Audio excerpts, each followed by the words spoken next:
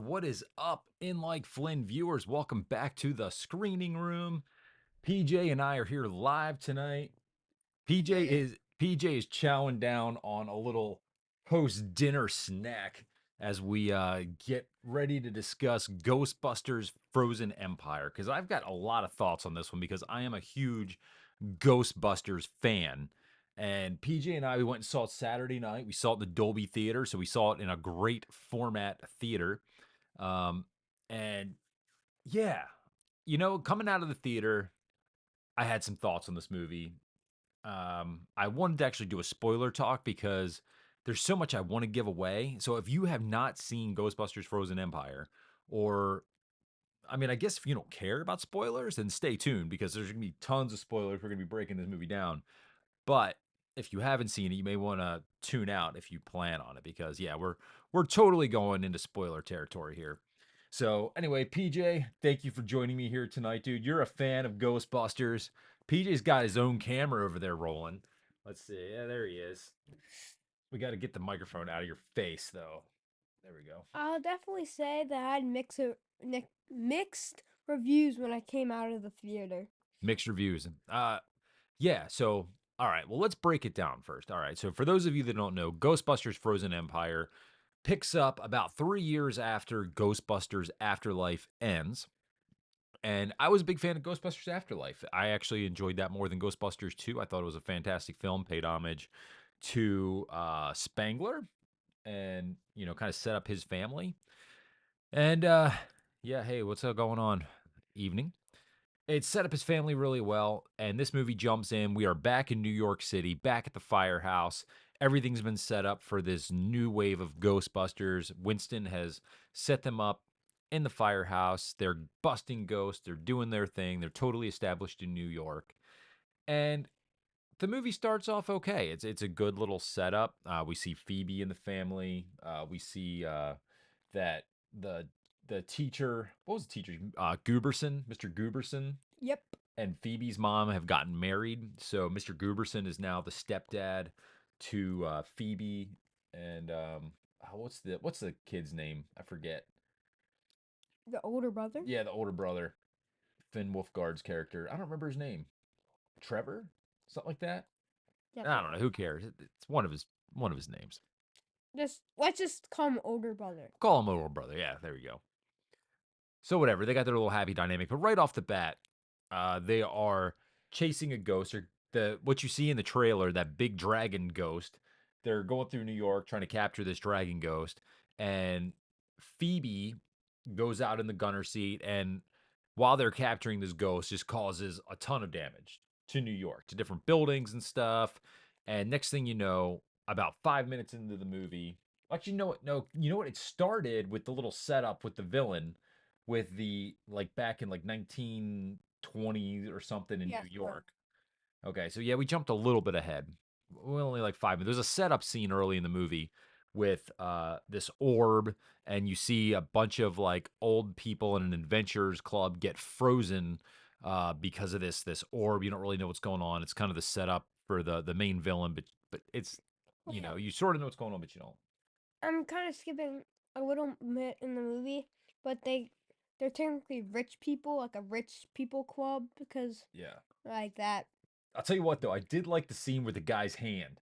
So there's a scene in that where there's a guy and he was doing the music box, which was playing this incantation, like sort of reminiscent of Evil Dead.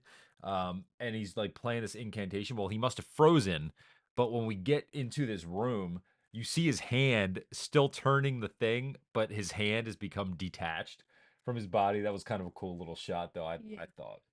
Was that a little too much for you, though, dude? Were you a little freaked out by the hand? No, didn't mess with you. So anyway, but then we get into the scene, present day. We're chasing ghosts. We're chasing this dragon ghost. Does a lot of damage to New York City. Next thing you know, we are in the mayor's office. And who is the mayor?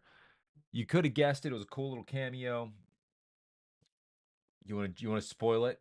Who's the mayor in this movie? What? I forgot. Okay, Okay. is Walter Peck from Ghostbusters 1. If you remember, Peck, he was the Environmental Protection Agency guy, William Atherton's character. and he was the one who was giving the Ghostbusters a hard time in Ghostbusters 1. But he's now the mayor of New York City, and his motivations of closing down the Ghostbusters haven't changed at all. Like, that is still his ambition and motivation, is to shut down the Ghostbusters. And he sidelines Phoebe, basically says, like, hey, you're underage, you're only 16, you can't be a Ghostbuster. It is going to be my mission to make sure you don't become a Ghostbuster. We're going to shut down the Ghostbusters, and that's it. You're grounded. You're not Ghostbuster. And so that's a, that was a little bit of kind of a, I don't know, letdown. Actually, she ends up getting arrested. He's like, "Oh, do you want to be arrested?" And she like gave him a hard time, and she ended up in jail. Yeah. So anyway, it started off okay enough, but then this is where the movie starts to drag. It hits a lull, right? You even told me earlier, PJ. You said that the problem was that the beginning of the movie was so boring you didn't even remember what happened. Yeah. That's probably why. So if you ask me some questions in the live chat about the first half of the movie, I would say I have no idea. Yeah. Well, I mean, I can probably refresh your Yeah. memory. You're refreshing right now. I would say Paul Rudd, he was a good character in the movie. And the old school Ghostbusters are in the movie, right? Established early on, they're going to be a part of it. The problem is no Venkman. And here's one of my problems with the movie. It's so clear that, Venkman's character uh, just, I don't know, he's not in it much. You could tell Bill Murray, his heart is just not in it. It feels like he's almost required to be in the movie, and he only wants to be in it as much as he needs to be. You know what I mean? Venkman's character, you see him come in, I guess about halfway through the movie when he does the test on the guy to see about whether he's human. You remember Oh that? yeah. He's doing the test on the guy with the candle in front of him or the candle behind him to see if he's human. Well, that was kind of like the first time we see Venkman in the movie, which is like halfway through, And then we see him at the end. and then we literally see him for like 3 minutes at the end of the movie. So Venkman was one of the core characters and leads in Ghostbusters, and then dude is just like in Ghostbusters Afterlife, he pops up in the end for a few one-liners, and in this one, it's a lot of the same, and it's just like I feel like Bill Murray's heart isn't in the Ghostbusters anymore. When he does his press tours and junkets and stuff, he basically just complains about doing the Ghostbusters, and you can kind of tell, right? Yeah. That other Ghostbuster, I forgot his name. Like the guy that was doing the Ray Stance, Winston Zeddemore. yeah, race dance. Yeah. He was a lot more in the movie, I would say. Ray is definitely he is the lead character in terms of the old school Ghostbusters. Ray Stance is definitely the OG Ghostbuster that has the most to do in this role, and he does good. He does good. Dan Aykroyd does great diving back into his role as Ray Stance, and he has a lot to do, especially in the second half of the movie with Phoebe and the podcast character. Yeah. They kind of are solving some different things and working some things out. But They're doing that item thing.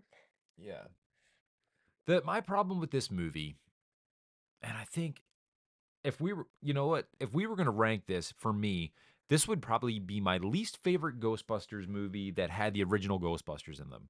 I would put the female Ghostbusters movie dead last. That was easy. Then I'd probably go Ghostbusters Frozen Empire. Then I would go Ghostbusters 2, then Afterlife, then Ghostbusters 1. What would you do, Peach? Um, hmm. I would say woman one at the end. Yeah. Last place for the women. Sorry. Not sexist, just the movie wasn't that good. Yeah, I was about to say that. I guess the same as you. Yeah, I'm close with the Ghostbusters 2 And and Frozen Frozen. Empire. Yeah. They're close. Um, so my issue is that the movie is extremely slow.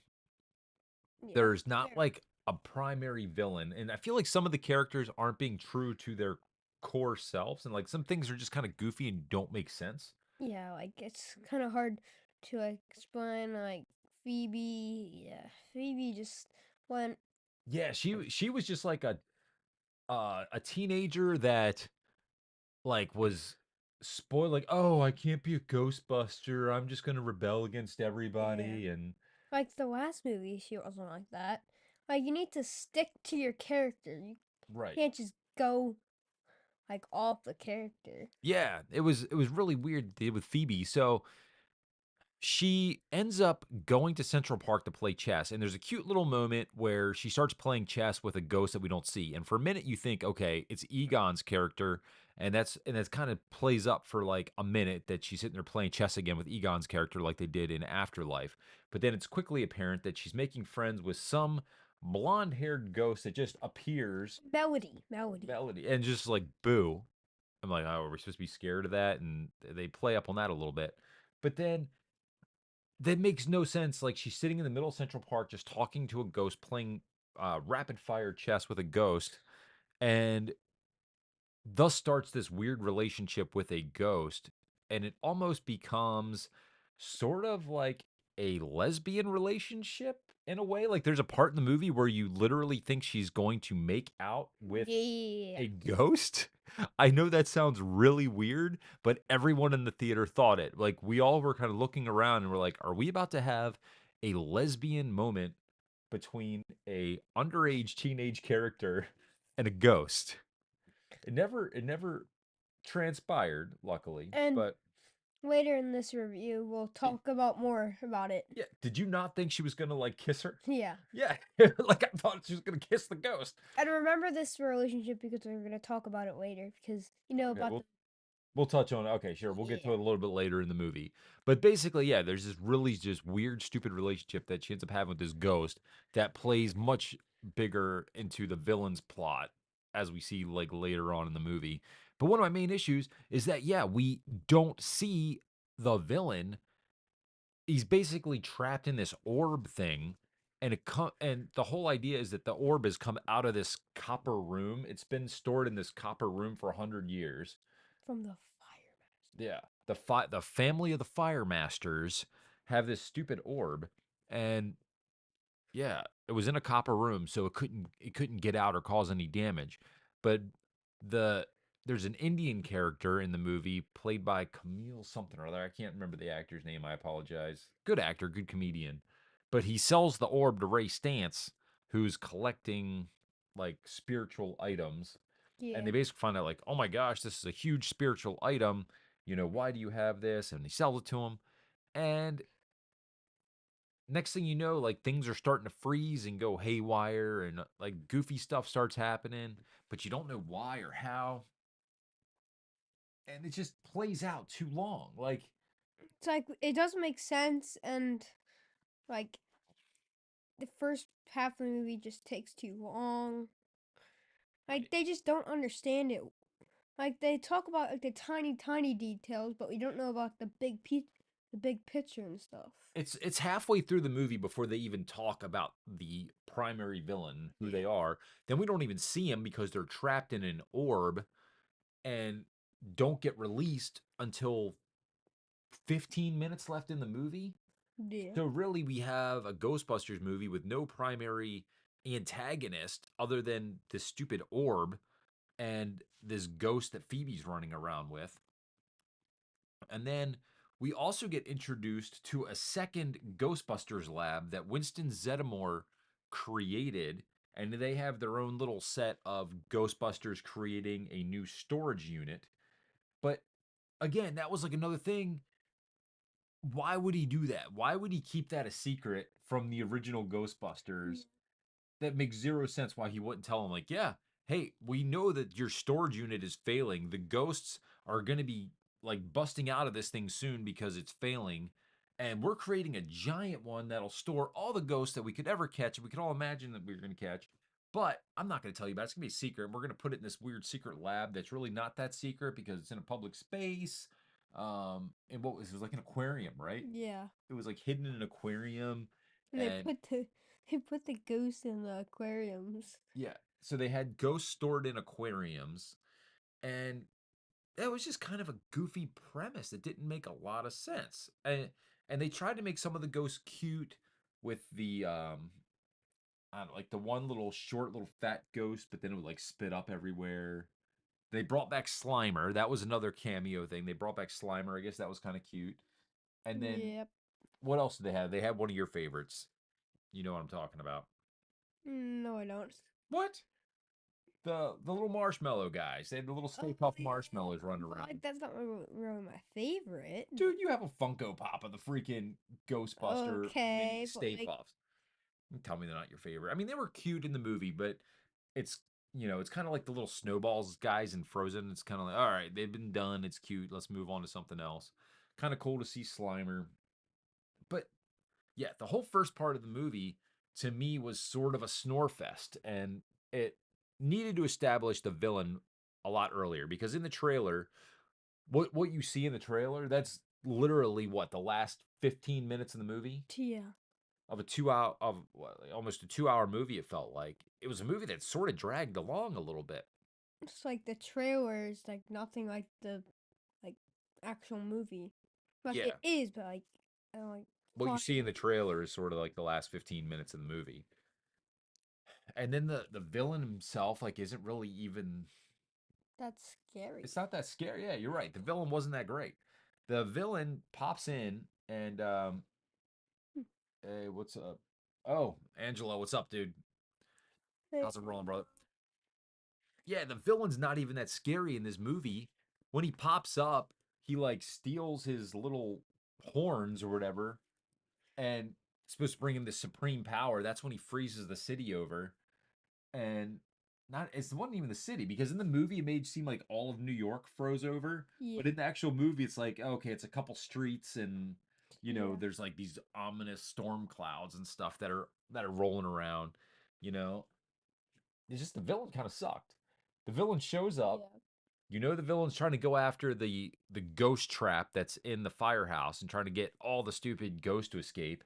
And Ghostbusters show up. They're defending the firehouse and basically stop the bad guy, whatever his stupid name is, Who's the fire master? with the fire master. Oh gosh, should we get into the fire master? The That was fire. one of the things I did not like. Did you like the fire master part of Not it? really. I mean, it had a couple little laughs. But if you've seen the movie, there's this Fire Master character played. I wish I knew the name of the guy. He was in the Eternals. He's a comedian. Darn it, I don't know his name. You would recognize him. You should look it up. That's what I do. I should, but whatever. I'm too lazy. But they have this history where he's like the Fire Master, but he has no clue that he's the Fire Master. So the joke is like he is this like washed up bum kind of a dude that's like struggling for money and has no clue he has any powers. And but he's this ultimate Fire Master that's going to stop the main villain of the movie. And it's kind of a joke because he he never gets established as getting his power. Like the last 20 minutes, he's sitting there playing around with like little candles and stuff. I'm the fire master. I need to practice. And it's kind of stupid. Like, Like it was stupid. Yeah. He's sitting there like fingering a flame. He's like, I'm the fire master. Like, shut up. Shut up, dude. I could have been the fire master. Yeah. And then, yeah, of course, the fire master comes in towards the end and is like part of the destruction of the main bad guy. But dude, yeah, it was stupid. I don't know. I just had an issue with the whole Fire Master plot. Yeah. But like you said, it was just needed more substance throughout the middle. They just waited too long to have the villain come in. The villain should have came in at least in the middle of the movie. At least. But no, waited too long. They sort of wasted too much time with that stupid ghost relationship with Phoebe, in my opinion. Because you basically it was set up that like you knew something was going on, like something was happening, but it was weird. And then it finally got set up like, okay, she's, you know, what her thing was she lit her house on fire by accident and killed her family. Yeah. And she never crossed over to the other side. So she was trying to figure out how she crossed over to the other side. Well, she thought it was through this other dude and the bad guy. But she was trying to help the bad guy get released from the orb. I don't know. See, it's so convoluted. I don't know. It's just so convoluted. So basically, what ends up happening? PJ, do you want to try to describe it? Okay, Go ahead. You describe it. I'm taking a drink. basically, Phoebe wants to turn into like kind of like 3/4 of the movie, something like that. Phoebe wants to like turn into a ghost so they can like I don't know. They have this device where Phoebe can leave her body and they can transfer her soul basically into the earthly plane. So she gets in a machine. She decides she wants to be on the same plane as this lesbian ghost. I'm not making this up, people. This is like Melody. totally legit. Yeah. She has this relationship with this melody ghost, and she's like, I want to be on the same plane as you so we can exist together for 3 minutes. And so she gets in the machine, literally kills herself for 3 minutes. So we're going Flatliners territory here, which you've never seen the movie Flatliners. One day, it's a good movie. And then basically basically she uses like they're about to like make out and then She offs herself. Her ghost comes back in the room. So now she's a ghost with the melody ghost. yeah, and then Yeah. it looked like they're gonna about to make out and then somehow like they used the They said it had to be a human voice that said the incantations. yeah So they somehow use her dead physical body human dead body to recant these incantations out loud. because she did like a trick on her the ghost and then it somehow transferred to the human body. Yeah, it was very weird. It was a weird 3 minutes. So yeah, the dead Phoebe body starts like doing this incantation while her spirit's not in her body, and then unleashes the bad guy Yeah. from the orb. And then that one character tries to, that one girl, her, then she tries to like, Oh yeah, and she's then right, the bad guy. What was the bad guy's name? I don't even know. It was something stupid. like cockroach something. Cockrock. What? The bad guy's name is not Cockrock. I think it's like caca or something. I don't know. He's some like, I thought it was like Galacticus or something like that. yeah, something like It was some stupid name. Who the hell foreign cares? name. Yeah. Some dumb name, and gets released. Then the girlfriend of the older brother, I Yeah. forget her name. Who cares about what her name is? Because it makes no sense why she's even in New York to begin with. She starts shooting him with a proton pack. Well, this frozen god guy, the bad guy, Yep. just basically can freeze the proton accelerator streams Yep. and makes the proton accelerator streams ice and then just goes. And then he has power to like freeze your limbs. So everyone's limbs are getting frozen in place. And that's kind of like the big evil thing. Somehow her hands get frozen, but then don't fall off. Like everyone else's hands were falling off and Yeah. getting busted off and stuff. Her hands magically, they just got wrapped up. It was dumb. But yeah, I was just a little disappointed. I thought, I mean, I kind of figured the movie wasn't going to be great, but a little disappointed. It was okay. Was it a horrible movie? No. I would like to watch it again. Had some cute throwbacks to the original. I thought it was cool. So another cool cameo that I liked when they went to the library, the New York Public Library. They ended up down in the basement of the New York Public Library, and sure enough, you saw that lady ghost, the ghost that was set up in the very first Ghostbusters, the floating apparition, the floating torso apparition, that Yeah. the very first ghost they ever saw. And then that was cool because Ray's sitting there like looking at her, and then she's like, and like freaks Ray out again like she did in the first one. That was kind of cool. And then Yeah. the lions, they brought the lions to life from the New York Library, which we've been. You don't remember? You were a very tiny little kid when we went to the New York Public Library. We've been there. Did you know that? No. Yeah, you were No. literally in a stroller, dude. So yeah, that was Ghostbusters. So to seeing that so they actually like go to New York and did they like actually uh what is it called? They actually use the New York Public Library for like the movie. They did shoot in New York, yeah. So there That's what is was that was kind of cool. It was cool that it was shot in New York. so there is a basement, I would assume. Yeah, I don't know if it looks like that. That was probably a set. I've never been down in the basement of the New York Public Library. Maybe it looks like that. Who knows? Anyone out there ever been to the New York Public Library basement?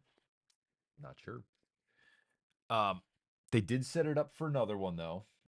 Yeah. There is one post-credit scene in Ghostbusters Frozen Empire, so stay in your seat. Luckily, you don't have to wait too long. It was only Jack Black's in it. Jack Black. Yeah, that you didn't. Yeah, that last post credit scene was Jack Black. It was not, was it? Yes, it was. You didn't recognize him? No. It The was- truck driver? Yeah, The truck driver was Jack Black? yeah. It was not. It Are you making that was. up? No, I want. I'm not. It looked exactly like Jack Black. Man, I'd have to go back and look at that. I didn't think it was Jack Black, but you say it was. Look it up. All right. It's Jack Black. It's definitely. I don't think so, dude. Ghostbusters 4 post credit scene. Jack Black.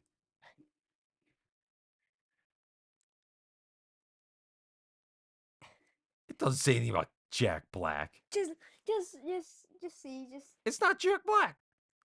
who is it? What the heck?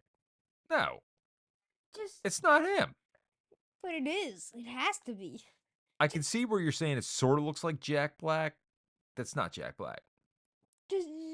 I'm literally looking at the information on the post credit scene and no information about Jack Black whatsoever. Okay. You're giving people false information, dude. Okay, just I want to see the video and show you how it looks exactly like him. Dude, you have no clue right now. You're sitting there telling people with friggin' Jack Black's. That's what I thought it was. No. It is. Okay. I'm going no, it's not Jack Black. PJ is saying yes, it's Jack Black. Whatever. Who cares? Anyway, they set it up for another movie. We'll say, okay, fine. You know what? Jack Black sets it up for another Ghostbusters movie. So stay tuned. At the end of the movie, there's like a little post-credit scene. It's Jack Black. Okay. The little Stay Puffed Marshmallows steal a semi-trailer and take off. And it kind of alludes to the fact there could be like a giant Stay Puft Marshmallow because it's literally a huge truck filled with marshmallows and it's being driven off by the Stay Puft Marshmallow.